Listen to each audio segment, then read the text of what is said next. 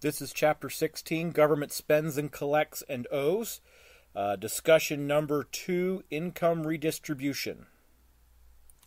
The largest expenditure in the United States government budget is income redistribution.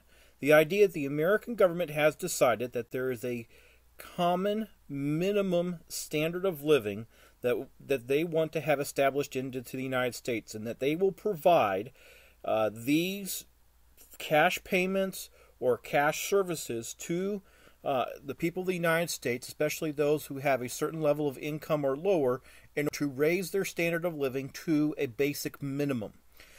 Some of these income redistribution programs you've heard of. Let's go through some of the more expensive and larger programs that are provided. Social insurance programs, for example, Social Security. Monthly payment to people who are retired or unable to work due to disability. People receive these payments as maybe they are retired or no longer able to work in order to, again, maintain their basic standard of living. Also, the idea of Medicare, where retired persons can receive help with their medical bills and have access to low-cost health care as supplemented by the United States government. We also run into workers' compensation.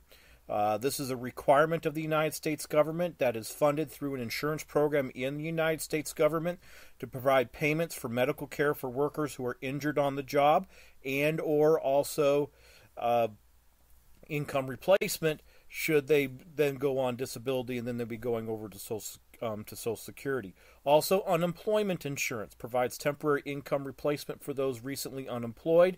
The receiver must actively seek a new job. They must have been let go from their job. If they are fired for cause, sometimes you cannot receive unemployment insurance payments until you find your next job.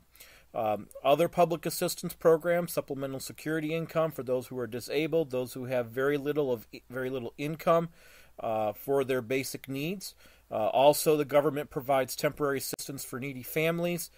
For example, aid to families with dependent children is a big one. Provides assistance and work opportunities to needy families raising young children.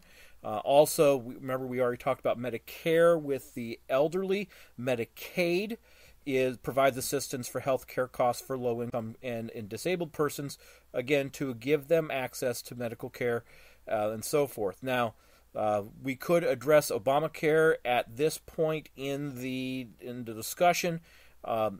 Obamacare is not really part of these income redistribution programs. The closest thing that we could come to that is some of the additional funding that the government has put to help people help pay. But remember, Obamacare really is a requirement that all people must get for themselves private medical insurance to pay for their programs, and that the government may help supplement those payments. The government also has provided a way for people to find the lowest cost that they need for what they need. And the government has provided those kind of connection services rather than actually providing it themselves, since they already provide Medicare and Medicaid. This concludes discussion number 2, income redistribution.